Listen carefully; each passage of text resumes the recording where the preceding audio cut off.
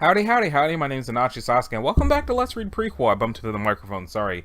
In the last episode, I believe it was things that happened with the Necromancer and Garuk, the extremely lucky highwayman. The reason it's been so long since since the last time I did a prequel episode is because this is what I was recording the first time I had my laptop blue screen on me, and when I was recording it again, it happened again. So the last two times I've tried to record this, my computer died. So let's hope this time it doesn't do that. Kvatch wrote, "You probably should let Astatil set the amount of conversation and singing for the trip." And Arcturus wrote, "Asked to ride on the horse with Astatil." And they're doing a sing. I don't even almost know how to do this thing, or if it's an actual song within this universe or what. But they're having fun. Cyrodiil holidays are really weird. You thank Astatil for teaching you the song regardless. He says it was his pleasure. St. Jube's Day is his favorite holiday, since it's one of the few that celebrates the proper use of excessive violence to triumph over the forces of injustice. In this case, the forces of injustice being anything that violates the Levitation Act by flying higher than 20 feet. The St. Jube's Day festivities aren't bad either. Some cities spend months preparing for the celebration, hiring entertainers, building cliff racer kites, and stockpiling fireworks to deliver justice to the aforementioned kites. Truly the greatest celebration Tamriel has to offer. You know, I know that your favorite holiday has always been Tails and Talos. I mean, I never really did the candy thing, but every year when I was younger, I'd beg my parents to take me into town for Tails and Talos. The Mages Guild did a sale where everything was half off that day, so I'd spend a year's worth of allowance getting the cheapest wand I could find. Usually a wand of light, and I'd usually run it empty before I even got home. My parents always thought it was a dumb thing to spend money on since I could already see in the dark. I mean, I guess they were right. It was kind of pointless, but it was the magic of it. They never really understood it was really special to me. And now, well, I guess that old flame is still there, half flame. I don't know, it's a little funny. When I came to Cedar, I was sort of trying to leave everything about my old self behind, get new interest in everything. Sometimes I guess I'm not even sure that's what I really want. Epoxy wrote, "I get the suspicion that Astatil may have a checkered past, maybe even a planned one, but wowee, has he ever reformed? Maybe you can learn something from him. If it doesn't seem too personal, ask him what his life was like before he joined the Imperial Legion and whether he had problems controlling his aggression and strength-enhancing drug intake." I do like the floofy face thing that's happening right now. It's adorable. Sorry, I'm rambling here and not really thinking. What about you? I mean, what were things like before you became a soldier, if you don't mind me asking? Astel says he was always a soldier at heart, even before he was given the honor of joining the Imperial Legion. He'd roam the countryside righting wrongs and standing up for those who could not protect themselves.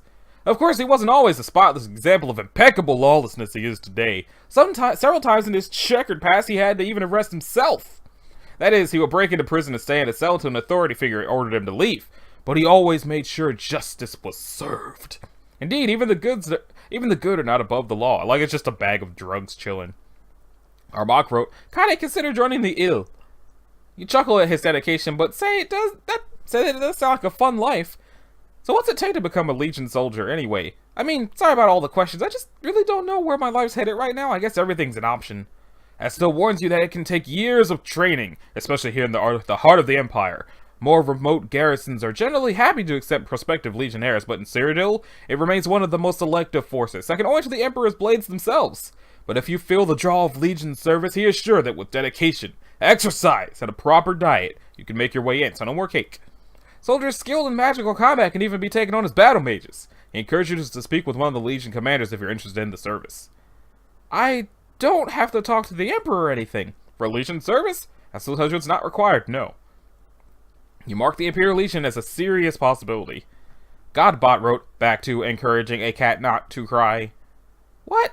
Why would you cry? This is one of those rare instances where it feels like the whole universe isn't trying to make you miserable. You're finally going to make it to Kvatch and deliver Quillweave's letter, and this time nothing is going to stop you. You're perfectly safe as long as Astil's watching your back, and if you can get a magicka charge somewhere, you'll even be able to defend yourself with magic. You feel pretty good. Things are actually going your way for once, and you see no reason to believe that's going to change. Zale79 wrote, "Katia, while on the road, look for flax seeds and steel blue antelope caps." You aren't quite sure what those look like, but you nabbed a couple of plants while Astil was off delivering preemptive justice to some wolves. If Garug took the plants you gathered last time, they must have been at least somewhat valuable. Maybe selling this stuff could get you started off in Kvatch. Jaja wrote, Ignore! Repeat, ignore! That thing that looks suspiciously like a hip flask on Acetil's mount. What hip flask? All you see down there is your backpack. But yeah, you actually are kind of thirsty. After your last trip, you really should have remembered to bring a canteen or something this time. You'd ask Acetil to swing by a tavern, but you're kind of worried that might end poorly. A while back, you did pass someone selling ice cream, but it was nothing you could afford on a 0 septim budget. They looked so happy to be selling ice cream. You hope you have money someday. Don't be sad, little kitty. Abominor wrote, you'll have some money eventually, Katia. Things have been going great lately. Soon enough, you'll be able to afford all the ice cream you could hope for. Though, don't think for 1 minute that keeping away from booze isn't why things are going well for you right now. Yeah. To be honest, you're trying not to think about it too much. Things are going pretty well right now, sure, and staying sober all through yesterday probably contributed to this.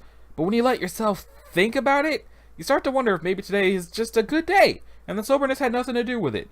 Maybe a thimbleful of wine would be just enough to turn this good day even better. Hell, maybe today is such a good day that you'll finally be able to drink responsibly and in moderation, like everyone else that you can. Maybe you even deserve a little drink to reward yourself for doing such a good job at staying sober, and, well, fuck. This is exactly the kind of thoughts you were trying to avoid. Whatever. If you can keep your mind off it, it's not so bad. You just have to keep busy. Keep having something else to focus on. Like this. Boop. Dranorder wrote, Katia, maybe put a pebble or a suitable substitute in your mouth. That's supposed to distract you from thirst by making you salivate. I think gum does that too. And gum also, if you chew gum, it makes your body think you ate something, so hunger eases off, and then it goes, hey, wait a minute, there's no food in here. Ah. Red Grimgrin wrote, Katia, if the plant doesn't like it'll kill you, eat it. You've heard that putting something in your mouth can alleviate thirst. You've also heard that chewing alchemical ingredients can cause them to release magical effects. In a stroke of creativity, you decide to kill 2 birds with 1 stone and simply shove a big piece of mushroom in your mouth. It tastes okay. In retrospect, you probably should have picked a less phallic piece to break off, though. Other commands. Goblins attack cat and armor persons riding the hoofed meat thing. Katia, collect a sample of all the random plants and ask someone later if any of them are useful. Pajal wrote, all you've ever known is Anvil. This Kvatch is a whole new city. In fact, it's a whole new start. Maybe you should learn more about it. Good idea. You ask still all about Kvatch. What it's like, how big it is, how cheap the shops are, that kind of thing. He stresses that he doesn't know much about the more laid-back aspects of city life, such as shopping, sleeping, and basic social interaction, but he does his best to answer your questions anyway.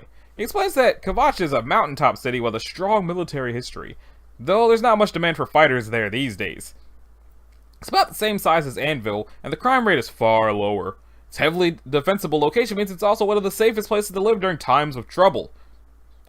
Well, one time in the past it did get utterly destroyed in an invasion, but things like that typically don't happen twice. You write down as much of this as you can. Kvatch is a whole new opportunity for you, and you want to make sure you're starting on the right foot. You want to make sure you know exactly what awaits you. You also ask Acetil how safe the areas around the city are. Like, would it be safe to leave Kvatch on your own if you need something outside? He says that it's generally quite safe, as long as you stay out of old ruins. Though, there seems to be an unusually high amount of criminal scum out this morning. Usually this time that you see 1, 2 outlaws tops. Might be an upward trend, so stay vigilant. Enigmatic Man wrote, Gotta ask Acetil about the Kvatch Mages Guild. Going to Kvatch anyway, might as well know what kind of magic they teach there. You have one more question pressing on your mind. I'm not sure if this is a taboo topic, you begin, but what exactly is the deal with the Kvatch's Mages Guild? I mean, half the people I've met refuse to talk about it, and the other half seem to know nothing at all about it. As it tells you, it's a complicated situation. The Kvatch's Mages Guild used to have a lot of enemies. Its practices were legal, and therefore perfectly fine, but many citizens still disapproved. After the necromancy ban cleared the place out, everyone was planning to simply destroy the building. That is until she arrived. The most beautiful woman in the world. Truly, words cannot do her justice, friend Khajiit. Bold and outgoing, strong and alluring, skin as fair as snow, hair as gold as... gold! Her smile alone could light the darkest nights, her tears could shatter the stoniest heart. Yet below the surface there was something dark and manipulative. Sad yet hopeful, lawless yet noble. Oh, how scandalously she could skirt the edges of every law, every regulation, following all the rules but playing her own mysterious game. She was something different, something unusual, something amazing. Her very name was like divine song. Secret? Most of Kvatch had come to hate mages, but it didn't matter. Within a single day, she'd won the support of every citizen. She made them realize they needed a Kvatch Mages Guild. She made us all see that it was the most important thing. course, the Kvatch Guildhall still has a few enemies, but she'll show them they were wrong. Sigrid will show them all. Other commands. Dragier wrote, Katia, commence using wizardly staff as scratching posts. There are 3 very good reasons. Wonderful stress release. Keep those lovely claws sharp. Personalizing a staff with one's own carvings is a smart thing to do for any wizard. But the fact that you would be capable of doing it with your own natural body will make your emotional, spiritual, and magical association with the staff at least an entire order of magnitude more potent than it would be for any other wizard. Ouroboros wrote, Katia, grab a branch from the ground somewhere. With your fire powers, you can turn the end into a charcoal. Then all you need to do is find some scrap paper that someone threw out, and you can set yourself up as an artist, possibly. All the best artists start out poor, hungry, and tortured by visions, so you're already most of the way there. Argonia wrote, inquire about Asto's admiration of Sigrid. You remarked that Sigrid sounds like a very interesting lady. How long have you had feelings for her? Feelings? Asto didn't say... Says he didn't mean he was in love with her. That stuff about her being the most amazing woman in the world was a statement of fact, not endearment. He's only ever met her once when he was filling his justice report with the Count. Oh, you reply. Maybe it's better if you don't push this line of inquiry any further. Ninth Computer wrote, Katia, take inventory. You don't need to take inventory because you can just... That goblin is having a rough day. Whoosh! Was the foosh her checking the inventory, or was the foosh, the goblin getting thrown away? Oh, whoops. Forgot to list your clothes and stuff. You decide to mark the robe and amulet a slightly darker color to signify that you're actually wearing them. Anyway, you've got all the stuff from Quilvy's place, a bunch of plants you picked up, and the remaining half of your wizard staff. What happened to the other half of it? You planned to carve decorations into your staff. Didn't turn out so well, but maybe you can burn its remains into a piece of charcoal for doing art. Oh, I guess that's why. You never used charcoal before, but Quilly said you were okay at drawing. Maybe it'll work out. And you finally found your thing. So Paku wrote, check your health and magicka levels. You're not really sure how to judge your magicka levels? Bear in mind that your magicka tank or whatever has been pretty much empty for the last 19 years. You haven't had much time to feel the difference between full and depleted. You're not even entirely sure what you're supposed to be feeling for. It's probably just something that just comes intuitively to most people who grew up with it. As for your health, you guess your health is pretty good. I mean, you don't smoke. You get a decent amount of cardio exercise, and whenever possible, you are careful to augment your voracious carnivore appetite with appropriate amounts of fruits and vegetables. Your alcohol intake has probably left you at a serious risk for liver failure, but you haven't noticed any symptoms yet, so you guess you're lucky there. And other than an allergy or two, you aren't aware of any chronic medical conditions, so yeah, your health is fine. Satan's best buddy wrote, Katia, try actually reading the book you've been writing in. It could have valuable information about the surrounding cities and cultures. Looks like it's just a reference text on cross-cultural grammar differences. You guess that's something a professional writer would care about? You flip through the first few pages, but it's pretty dry and, due to your drunken scrawling, it's mostly illegible. Sad Nord. In our examination, we will begin with the... This edit makes you giggle, though. Pajal wrote, ask Asto if it'd be okay if we looted some of the bodies he brought justice to if there was a law against it. You tell Asto that when you finally make it to Kvatch, you were hoping to sell some goods to make a little money to help you get started.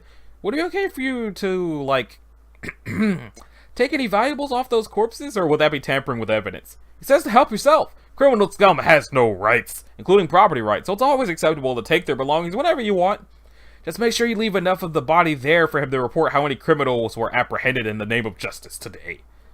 Yari wrote, ride the raft to corpses, search them for loot. Searching for epic loot. Whee! You thank him for the permission, slip out of his arms and climb onto the moving corpse raft. You don't see anything easily lootable from these guys, like weapons or shields. You're not entirely sure where to begin on a more thorough search. The whole concept is a little morbid. Search their spleens! Probably don't search their spleens. Cobalt wrote, you're thinking about this too deeply, Katia. Don't search them or rummage around their filthy corpses. Loot them. If done correctly, you should have a tally of their current inventory and should be able to abstractly pick them from their bodies with little muss or fuss. Neon Blue 27 wrote, Katia, you're not actually contemplating gutting those creatures, are you? I was. Aside from the mass, I doubt body parts are very valuable. Although, if the top corpse weren't in your way, the fellow under it seems to have some clothes and a bag. D2R123 wrote, take all the wolf's teeth now! Take only the armor parts of the clothing, use your claws to separate them from the thread.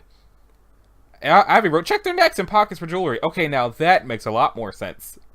You proceed to rummage around their filthy corpses.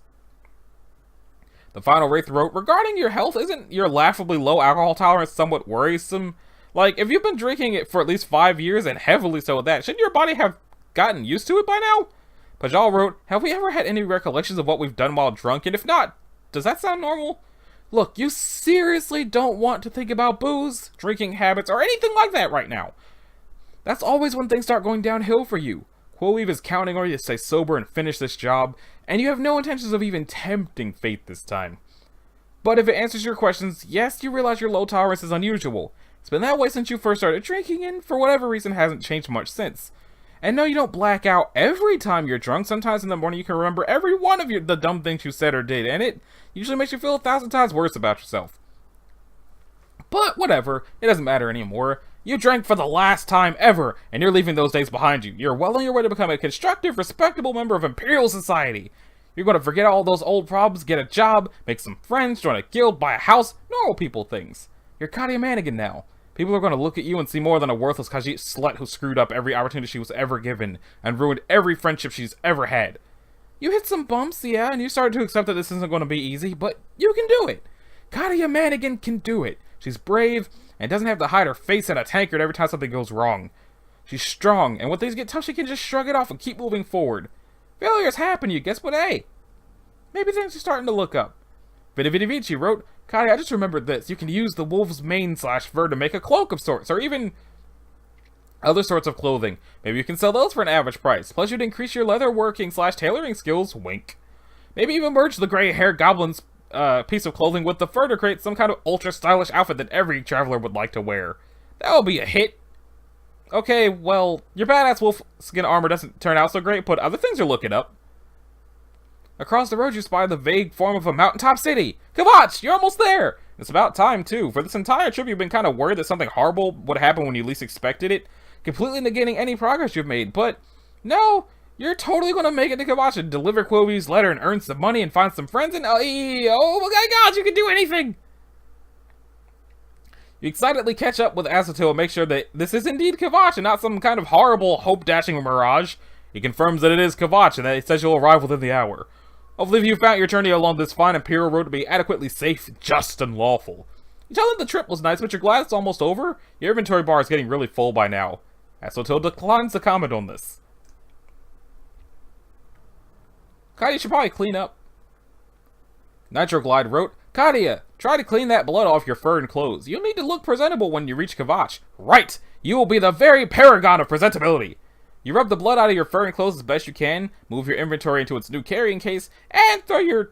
What new carrying case? I guess she picked up a new pouch.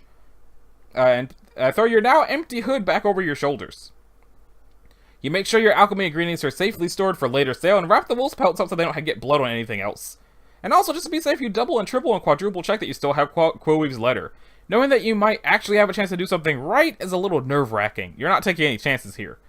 Deadly Ham Sandwich wrote, Inspect the ring. Put on the ring. Is the ring made of valuable metal? Maybe it's magical. Does it make you feel magical? Piedmon wrote, Be a ring of light and thus utterly useless to Katia's eye-bleeding racial power. Hey, even a magical light ring will be even if a magical light ring will be useless to you, it will probably fetch a good price among humans, elves, or anyone else who can't see in the dark. But no, this looks like just a fairly ordinary copper ring. You know, the kind of thing people who have money wear to look prettier. You shove the ring onto one of your hideous cat-like fingers and confirm that it has no apparent magical properties. You guess it does make you feel a little prettier, though. Deadly Ham Sandwich wrote, What does Azotil have in his hand in that last panel? Is that a flask? A flask containing alcohol? Ask Azotil what is in his hands. If it is booze, ask for a sip. Just a sip. What booze? That's just his glass of water. A glass of special poisoned water that only Legion patrolmen can safely drink. Yeah! No reason to pay attention to it or believe that he'd offer you a swig of it. You decide to hang back a bit and pretend you're picking more plants while Azotil finishes drinking his water! Your leg's feeling much better by now, so walking without the staff isn't much trouble. Anyway, you're almost to Kvatch, so it's probably good to stretch your legs a little. An inviting column of smoke rises from the front of the city. Someone must have made a campfire nearby, perhaps to cook some delicious food. You think you can make out the scent of bacon, but that might just be from one of the taverns you passed. Just ahead, the road forks into two paths. At Azotil's command, the horse stops. Alas, fair Khajiit maiden, Azotil begins, I'm afraid this is where we must part ways. While I wish I could individually protect every single citizen of Cyrodiil at all hours, I have duties to which I must attend. The path to your left will lead you up to Kvatch, and I hope you remember the remainder of your trip goes smoothly, even without the unparalleled protection of the Imperial Legion. You tell them it's fine, you understand. The city's only like a quarter of a mile away, and you could probably just yell for the Kvatch guards if anything comes up. I thought you had to drop the dead bodies off with the Count, though. As still explains that Count Goldwine has apparently been very busy lately, as he has requested all his justice reports be forwarded to Countess Umbranox until further notice. Anyway, there's a more pressing matter that the Legion must attend to as soon as possible. You mentioned you had evidence of a robbery? Oh, right, Garud's receipt. Or Garud's receipt. You forgot to even list it in your inventory. You hand Asshole a small slip of paper and thank him for taking the crime so seriously. He says that it's the Legion's job to take every single crime incredibly seriously, no matter what. And the highwaymen using the Legion's very own patrol schedule to endanger the lives of innocent civilians? A travesty like that must be reported to his commanding officer in the Imperial City at once! Hopefully this single receipt will be enough to get the patrol schedule shifted and additional reinforcements deployed. Whatever his superiors decide, he promises that this green scourge will be apprehended as swiftly as possible. The song of justice cannot be extinguished, and the glorious light of the Empire will never silence. If you have any further questions before he sets off, he says he'll be happy to answer them. Supaku wrote, though the trip to Kvatch may have gone swimmingly, recall that you still have to make the return trip to Anvil. Ask Asshole when he'll be heading back to Anvil. You know, Asshole, you are a bit concerned about the return trip when it comes time for you to leave Kvatch. You told your best friend you'd be back within 4 days, and if you stay any longer, she might get worried and send out a search party or something. At least you're pretty sure that's something that she would do for you. Anyway, will there be a patrol or something in the next couple days that you could travel back with? Asshole says not to worry about it. If his trip to the Imperial City goes swiftly, the Kvatch guard will receive a copy of his new schedule and can tell you when to meet him. If he's not back by the time you leave, well, this road is usually quite safe. And after an especially busy Justice Day like today, it can take a while for new criminal scum to move in. This road should be safe enough to travel on your own as long as you leave sometime within the next 3 days. That shouldn't be a problem, you say? You can't think of anything that would hold you in Kvatch for more than 3 days. He adds that his patrol schedule currently has him leaving Kvatch at 5 p.m. You may want to do so as well in case the Green Scourge has not been apprehended by the time you leave. You agree this is probably a good idea, better safe than sorry. Wow, that's a big jump. I was gonna stop here anyway because that page happened October 2nd, which means that if I was doing this on the right schedule, I'd be all caught up basically because it's 7 years from 2 days ago is when that last page happened. But either way, still gonna stop right here. So, this has been Anachi Sasuke. This was episode something of Let's Read Prequel. And the next one, Katia will bid farewell, but apparently something's on fire as well, so we'll check that out. So, if you liked it, a like and a subscribe will be groovy. If you didn't, you don't need to do either one of those things, and I will see y'all in the next one. Later!